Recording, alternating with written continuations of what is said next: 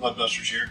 Today we're going to be installing firewall shields on our Yamaha RMAX 1000. We'll begin with the driver's side. On the driver's side we have two pieces. We have an inner shield and an outer shield. We'll be beginning with the inner shield. You'll notice this split here is designed to go around your steering shaft. You'll notice also that there's one rivet hole right here. It's kind of hard to see. So if you have trouble seeing that and you need more visibility, you can remove the coolant reservoir and raise it up out of the way. You shouldn't have to disconnect any lines, you just have to move it slightly. Or the second option is to pre-install this rivet, and you shouldn't have that much trouble getting it in the hole from that.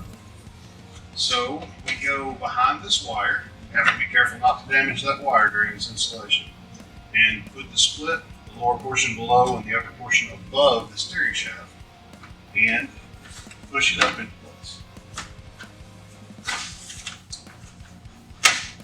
You may have to push in on the upper to get it to pop into place.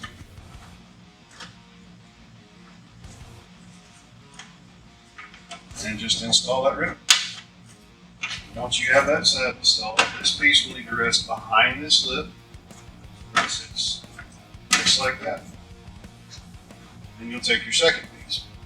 Your second piece also has a split, but this one is for the wires. You'll have to put this one in at an angle, push it all the way up to the top.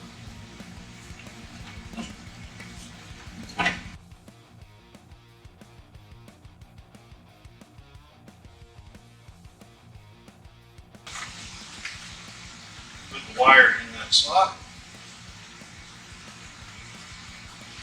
Slide it all the way down to the ground section. Push this little guy toward the back. It should fall right in place.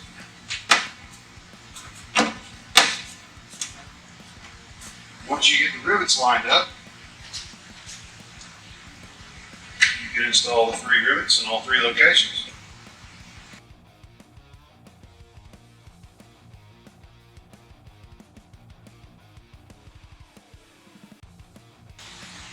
And there you have it. Now we're going to take a look at the passenger side. On the passenger side, again, you have 2 pieces, an upper and outer, and a lower inner. So we'll start with the lower inner. There's a couple of nipples on the back of the glove box that go through a couple of these holes. The third hole has a screw that comes in from the factory from the glove box. So what you'll need to do before you start here is go inside the vehicle and make sure that that bolt is good and tight. First step on this one is you put it up here in a slide angle and slide it into place.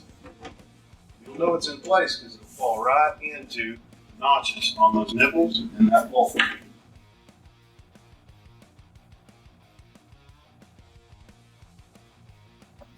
Also, this edge will need to be behind the bar.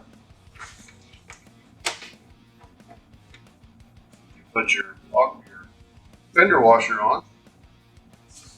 Follow that with the lock nut. It's kind of hard to see here, so you'll just have to feel for it. And then 10mm wrench will tighten her up.